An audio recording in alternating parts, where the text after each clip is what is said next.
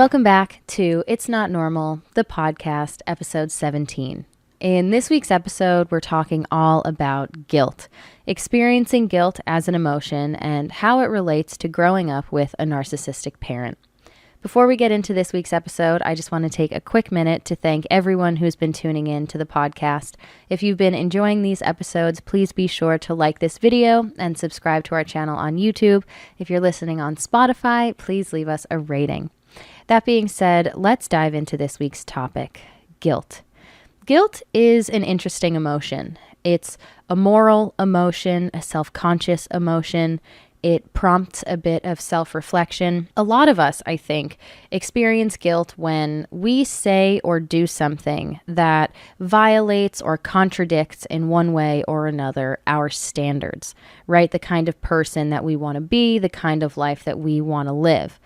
Throughout life, I think a lot of us develop this code of conduct, sort of a moral compass that helps to guide us in our decision making. And when we feel that our words or our actions sort of compromise who we want to be or the life that we want to live, I think that is when these feelings of guilt start to settle in. And guilt in general, I think, is a relatively normal emotion to feel, right? I think it's a common emotion that's experienced by a lot of people. But what complicates it for those of us who were raised by a narcissistic parent is that the standards that we developed throughout our childhood are not normal and are not healthy. Ask yourself, what behaviors are expected of children of narcissistic parents? The first things that come to mind for me are hypervigilance, being aware of everything that's going on around you at all times, the slightest changes in tone, mood, behavior, interpreting those things and then figuring out how to best act yourself. People-pleasing tendencies, being agreeable to your narcissistic parent, never even thinking to question their intentions, their behavior, their reactions. Whatever they say goes.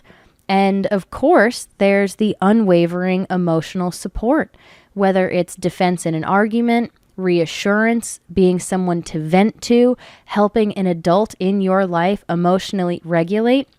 These are all expectations that are placed on the shoulders of children of narcissistic parents. These are sort of our standards, which over time through behavior, we're conditioned to believe are the right thing to do, right? Making these decisions is the right thing to do. This is the right way for me to act. And the reason that we connect these dots, I think, is because when we do these things and when we do them well, that is when we receive that positive reinforcement from our parents. And when we don't meet or exceed those expectations, when we don't fulfill the role that the narcissist in our lives has grown accustomed to us fulfilling, that is when they will start to employ one of their favorite manipulative tactics, guilt tripping. And they do this in an attempt to reinforce or regain control over you and your life. The thing is, though, the things that they try to make you feel bad for aren't inherently bad. It could be something as simple as wanting to go out with your friends as a teenager, something that is objectively normal and can even be viewed as a positive, right? Where you're going out, you're being social, you're included in a group of friends. That's a positive. You've got people who want to include you and you're bonding, you're developing your personality. But so often, these things that show little shreds of independence or individuality are viewed as a threat by the narcissist, and so they are rejected. And so if you push to do something like this, and the narcissist in your life is not happy about it, they might try to guilt trip you out of wanting to do that thing so that they can feel comfortable and maintain control over you. And what happens when you experience this for such an extended period of time, you start to suppress your true, authentic self, and instead, you start to embody this adapted version of self, which is you basically trying to predict or assume and then become whatever it is you think your narcissistic parent wants you to be. And you're doing all of this out of self-preservation. whether it's to avoid conflict or argument, or to protect yourself from feelings of rejection or abandonment. You kind of learn over time that it's a lot better for you to be the person that your narcissistic parent wants you to be than maybe the version of yourself that feels truer to you, especially if that version isn't as agreeable to your narcissistic parent. I want to talk about some of the ways that I experience guilt as an adult who now has a bit more perspective, where some of the emotions that I feel, my reactions, decisions that I make that maybe at one point in my life would have been criticized, I now view as objectively pretty normal. It's not really anything to feel bad about, and yet so often guilt still sort of makes its way to the surface. And the first thing that comes to mind for me is prioritizing myself, making my own wants and needs known. And this encompasses a wide range of experiences, all of which are followed by guilt. Everything from making the decision to put my headphones on, especially if I'm sitting at the desk next to my husband, if I'm in the same room in close proximity to another person, making the decision to put my headphones on, and both of them, not just one with one ear peeking out so that I can still hear what's going on just in case someone needs my help or calls my name, right? And I don't want to miss it. That's not the point. I'm talking like two headphones on, fully engulfed in whatever it is that I'm listening to. Growing up, right, my narcissistic parent made me feel like putting my headphones on was in some way rude or selfish or the wrong thing to do. Even if I was sitting in the way back seat of the car and someone else was driving and I just wanted to listen to my own music that I liked and not what everyone else was listening to on the radio. That in some way was a negative. That in some way made me a bad person. And so still now as an adult, something as simple as putting my headphones on is a decision that I hesitate to make because I don't want my husband to think that by doing that, I'm being rude or selfish, or I'm withdrawing from my environment. I'm kind of tuning things out and that being a negative thing. But looking back, I think narcissists crave attention. And maybe by me putting my headphones on and tuning out the world around me, I was taking away some of that energy and attention from my narcissistic parent. Or I guess my headphones would have been the things doing that. And so something as simple as headphones became a threat to my narcissistic parent, and I was made to feel bad for ever wanting to put them on and just listen to music on my own. Everything from that to suggesting a movie.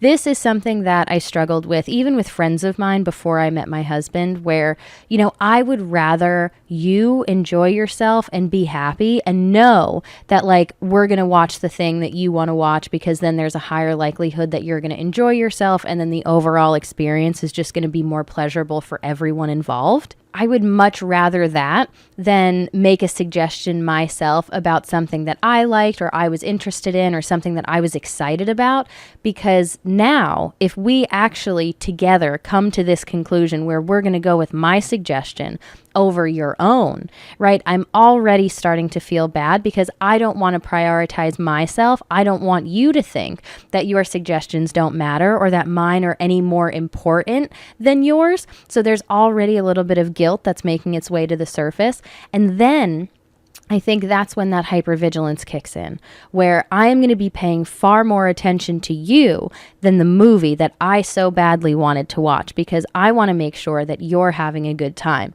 And so I'll be trying to interpret your body language, your facial expressions. Are you talkative? Are you laughing? Are you crying? Maybe I'll ask you a couple of questions to try to feel out how much you're enjoying this. I can even suggest maybe halfway through that we stop it if I feel like you're not really enjoying it, right? It's like, we could skip this part, or we could just kind of, stop it here if you want to. And what was the movie that you wanted to watch, right?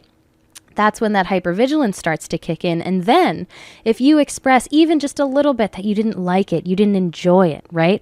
Now that guilt is compounded because not only did I push for my suggestion, which I've already interpreted as a little bit of selfish behavior, but now we just spent 2 hours watching something that you did not enjoy. And so I single-handedly wasted your time. That is awful and I'm so sorry and I will never do it again.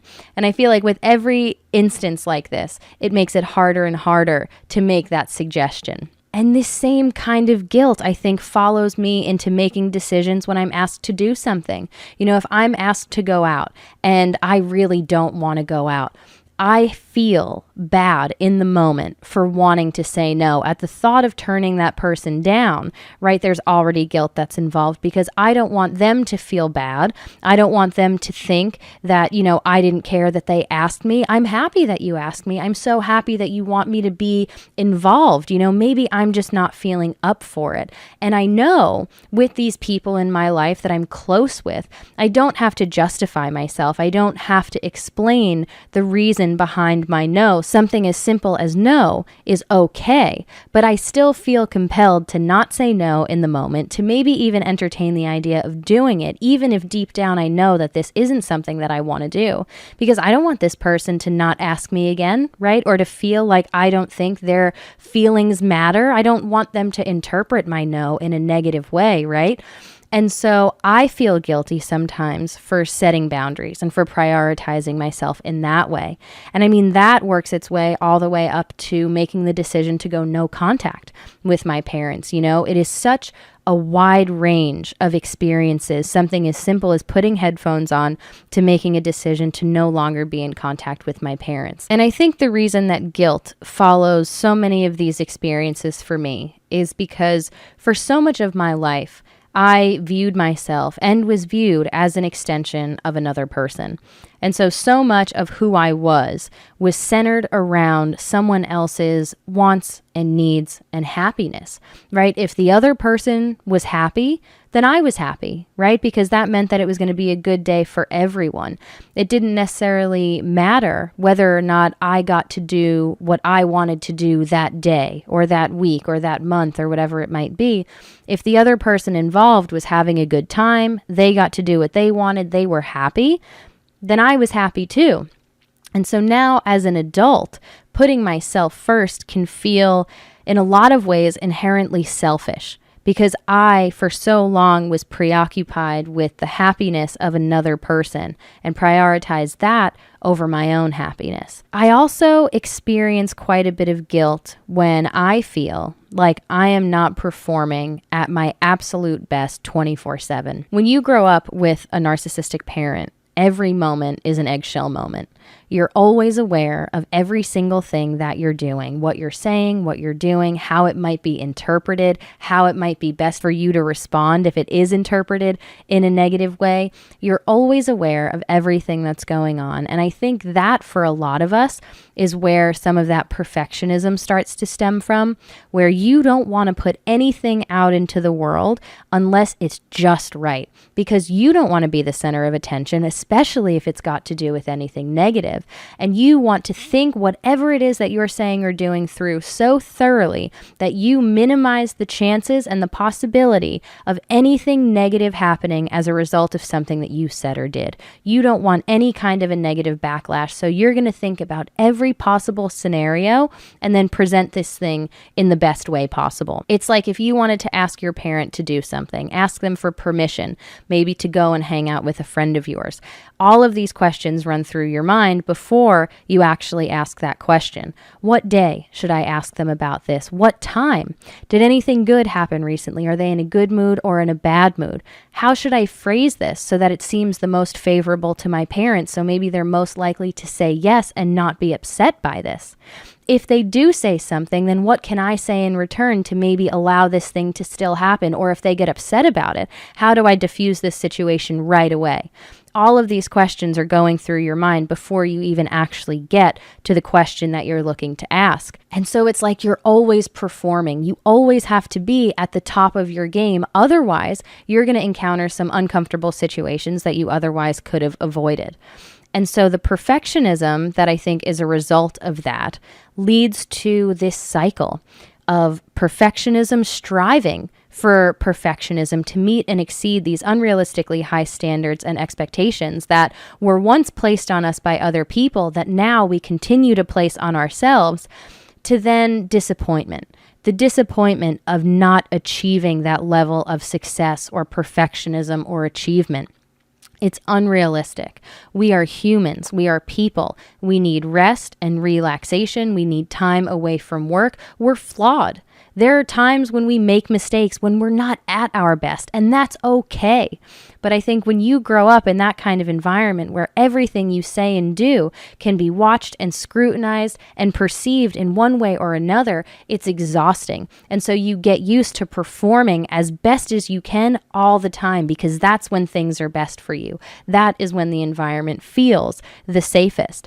And it's so easy to apply that perfectionism to so many different aspects of your life. Not only your behavior and your relationships with other people, but also productively when it comes to work and things that you're doing in that way. If you're not always checking off all of the things on your to-do list and getting everything that you need to get done in the time that you want it to get done, it's so easy to feel disappointed in yourself, like you're somehow a failure because you could have done better. You've done better in the past, so why aren't you doing better now? Growing up in that kind of environment, you don't often cut yourself a lot of slack, and no one else cuts you slack either. So it's hard to do that as an adult, to feel like it's okay to want to do something to a certain level and then to fail, to not reach that level that you wanted to, but to still feel good about what you did get done, about what you did accomplish. But even that is a difficult thing to figure out because what is my best? What's best for me? It's so hard to answer, I think, especially for children of narcissistic parents because we lack that self-trust, that identity, that gut instinct that's so crucial in decision making. Throughout our childhood, so many of us weren't given space to explore individuality or to develop that identity or that sense of self-trust. And so now as an adult, we may not even know what the right decisions are for us, what feels good, what should we prioritize, what's important to us, because we're asking ourselves these questions for the first time now as an adult. And so it's really easy to feel like you don't really have a very strong foundation. So you just lack that intuition when it comes to your own personal decisions. And I think this is compounded by the guilt tripping and the rejection that so many of us experience from our parents when little bits of our true self do start to show throughout our childhood. If we are making a decision or voicing an opinion that feels right to us, that feels more like our authentic self but differs from that of our narcissistic parent, we might be guilt tripped. They might use the silent treatment. They might try to shame us into switching our opinion back to theirs. And they do all of this to maintain control and a sense of power over you and your emotions and your decisions. But, it's different than maybe walking into an audition room for a role where, you just, you don't look like the character or you don't have the voice for the character. It just doesn't match, right? You are being rejected or judged or guilt tripped for showing parts of who you truly are, for making a decision or voicing an opinion that feels true to you. And you're facing this rejection, you're receiving this from two people in your life who are supposed to be your biggest supporters, your biggest cheerleaders, the people to kind of give you the space to experience these things and help to guide you through that in a supportive way.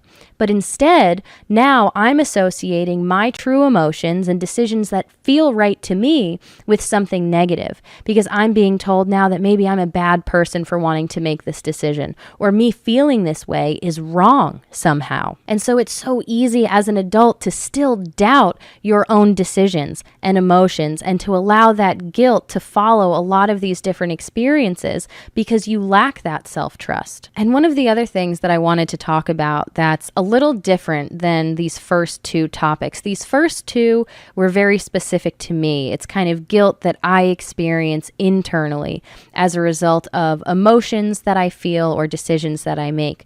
Whereas this last one is a little different. And that is the guilt that so many of us, I'm sure, feel for involving other people, introducing them to this dynamic, to a relationship with a toxic person.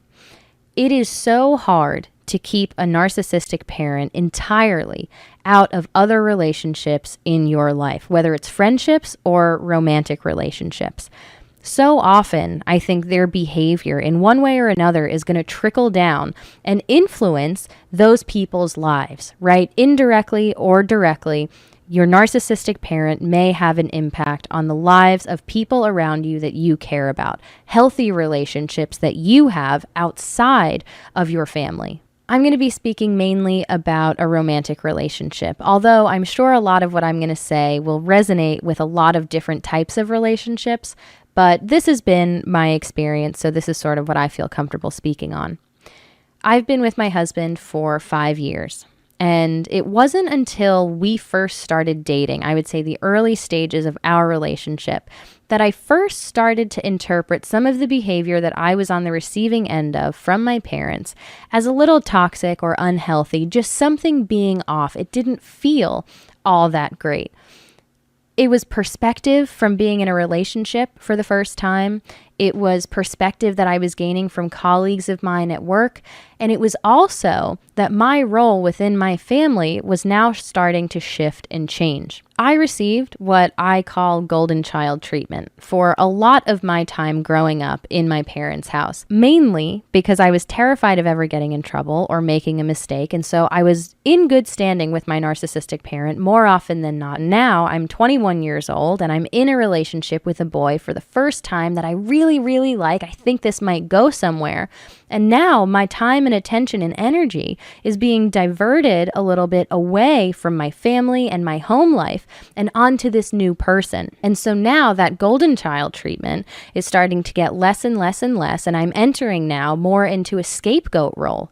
And so the behavior, the negative behavior, was intensified, really ramped up really quickly, which also kind of aided in me opening my eyes and seeing what was going on for the first time. And so introducing another person who you have developed a really healthy, strong relationship with outside of your family to a narcissistic parent, right? To a person who displays some toxic behavior, some unhealthy tendencies, can be really scary. And it's upsetting in a way to witness that introduction, because this person who you really care about, who you've made an effort to now start to get to know, and you're starting to get a good sense of who they are as a person, they're coming into this relationship with a parent of yours. They're being introduced.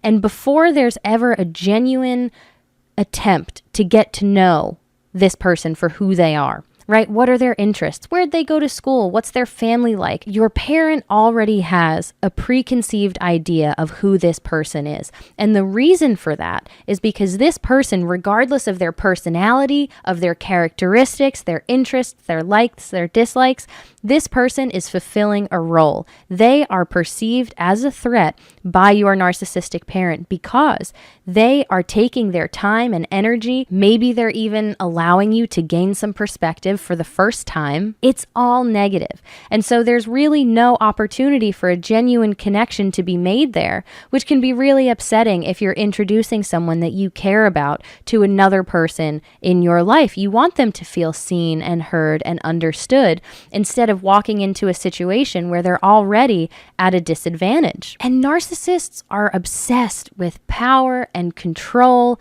They will do anything to regain or reinforce that power and control that they once had over you. And that can be a really scary thing when you're bringing someone else into your life. You worry for their safety, their privacy, how stressful this might be for them, and how they're portrayed. It's not only on a scapegoat or a golden child who maybe made a decision to break out of a relationship with a narcissistic parent that a smear campaign will be launched on. Maybe your narcissistic parent will start to try to call into question the character or the reputation of your partner in an attempt to sabotage that relationship. Maybe they'll do a deep dive into their past. Maybe they'll make things up about this person to encourage you to see them in a more negative light. Not only that, but you've got these big life moments. I can't speak for everybody, but I know that when I was growing up, I had an idea of what my life would look like moving forward. What was Christmas going to look like when I had my first house? Was I going to be the host? Was it going to be my family and my husband's family, and we were going to come together and have a big thing and make new traditions? What about my wedding? What if I decide to have kids one day, right? I had an idea of the role that my parents would play in these big life moments, or just these holidays, these get-togethers. And if my partner shared in those things and they had these ideas also, maybe now that's something that they have to reconsider, because I have a narcissistic parent. I have made the decision to go no contact, which means holidays look a lot different than maybe we both thought. Big life moments might have to be reimagined just a little bit.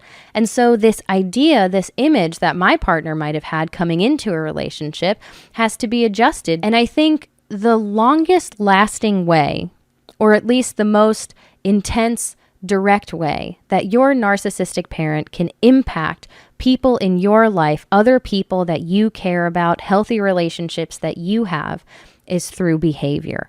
Your behavior.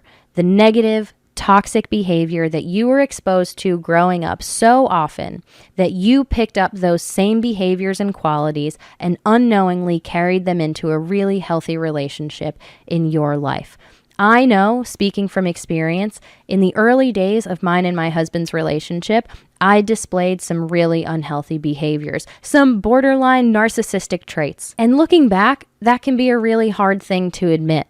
But understanding where a lot of that behavior came from allows me to let go of some of that guilt.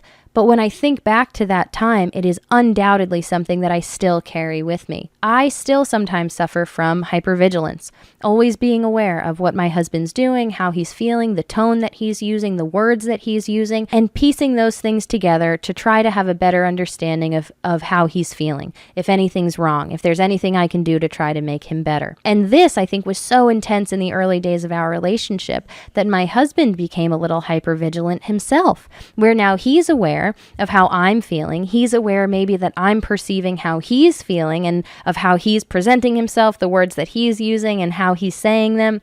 And that's just one of the many ways that I think my negative behavior sort of rubbed off on or impacted my husband. And that is something that I feel guilty about. I have been on the receiving end of a lot of unhealthy behavior, and I know how bad that feels. And the thought of someone that I love and care about, whose, the intentions behind all of my actions or words are really positive, right? I love this person and I want them to know that. And yet still, sometimes I would display these unhealthy behaviors and they would then be on the receiving end of this toxicity. That makes me feel guilty, because I don't want anyone, especially someone that I care so deeply for, to experience those same emotions that come along with being on the receiving end of things like that. There's also a lot that goes into healing. We've got sort of this first chunk of time, at least for me, where unknowingly I was carrying a lot of this toxicity into this healthy relationship in my life. I struggled with trust. I was expecting secrecy and dishonesty. I was hypervigilant. I was people-pleasing. I was agreeable all the time. It was very difficult for me to state my wants and needs. I would be passive-aggressive and cold and distant if my husband said or did something that upset me because I didn't know how to directly communicate. I was defensive. I had a hard time apologizing. There's this first chunk of time where these behaviors were just so prominent. They were so normal to me. It was all that I was exposed to. And so that is what I was putting into practice in this current relationship, which undoubtedly had a negative impact on my husband. I'm sure it didn't feel good to be on the receiving end of these things. But once I started to realize that these behaviors, these feelings, these reactions, they don't feel good. And they're not really reflective of the kind of person that I want to be, not only for myself, but also for my partner. Now I can start to understand, okay, I picked this up from here. This is why I feel this way. So let me trace this back to where it started, understand that this is something that I learned so I can unlearn this and then teach myself something new, all the while, these experiences and memories are making their way to the surface that now, having gained perspective, can sometimes be even more painful than the first time around. And so there's a lot of discomfort and emotion. You need time and space to heal and grow. And that takes a lot of patience for a partner. And so the healing journey is exactly that. It's a journey. There's a lot of ups and downs. There's a lot of uncertainty. And undoubtedly, if you are in a relationship with someone, a close-knit romantic relationship, your behavior is going to have an impact on them. And the guilt that comes along with that can sometimes be a really difficult thing to shake. I guess I just wanted to talk about guilt in this week's episode because it's confusing and it's not something that you just wake up one day and don't experience anymore. I have been with my husband for 5 years. I have been out of my narcissistic family for 5 years, and yet I still hesitate to make the decision to put my headphones on. It's a strange emotion that can follow a wide range of experiences. It's not easy to put a finger on necessarily, and yet the root of a lot of this guilt, I think, can be traced back to the same thing. Very similar experiences for a lot of us. And I guess what I was hoping to do by sharing these experiences with you is to just shine a little bit of a light on the different ways that guilt can manifest itself in your adult life, and how understanding where that guilt comes from can be really helpful in letting some of it go. It's not necessarily something that you're never going to feel again, because I think growing up in that kind of environment for such an extended period of time, it becomes your normal. It becomes sort of instinctual, and it's not an easy thing to unlearn. But understanding that guilt is something that you feel when something that you say or do deviates from the kind of person that you want to be, from the kind of life that you want to live. And understanding that for so much of your life, you were living your life for someone else. You were trying to meet and exceed someone else's expectations. That, I think, is really helpful in understanding that you don't necessarily have to feel guilty for doing things that feel true to you. Maybe you're feeling guilty because you know that the decision you're making, even if it's right for you, wouldn't have been approved by someone else in your life whose approval you once desperately needed, not for your own personal satisfaction, but out of self-preservation. And so now, I guess the wonderful thing is that we can define what's important to us. We can outline the kind of person that we want to be and the kind of life that we want to live, and then make our decisions based on that. I guess my hope is, after listening to this episode, if you suggest a movie to watch with a group of friends, and you initially start to feel a little bit of guilt when everyone actually decides to watch the movie that you suggested, I want you to remind yourself that that's okay. That guilt is still going to make its way to the surface, but that doesn't mean that the guilt has to dictate that experience. My hope is that you can recognize that guilt making its way to the surface, and you can understand where that guilt comes from, that it stems from standards that were outlined by someone other than yourself. And so you making the decision to prioritize yourself and be bold enough to make that suggestion and to put yourself first, to kind of fight for what you want, that's okay, because you are no longer expected to prioritize the wants and needs of someone else before yourself. And once you trace that guilt back to that unhealthy behavior, to that toxicity, I hope that it's a lot easier for you to let that go and actually enjoy the movie. With that, I think I'm going to wrap this week's episode up.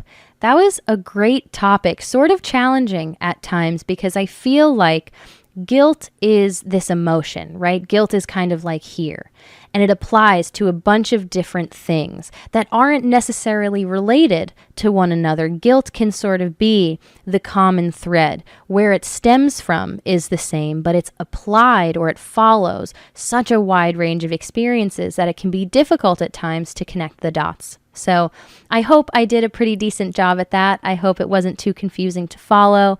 Thank you again so much for tuning in and sticking around. I will be back next week with another episode of It's Not Normal, the podcast. Bye.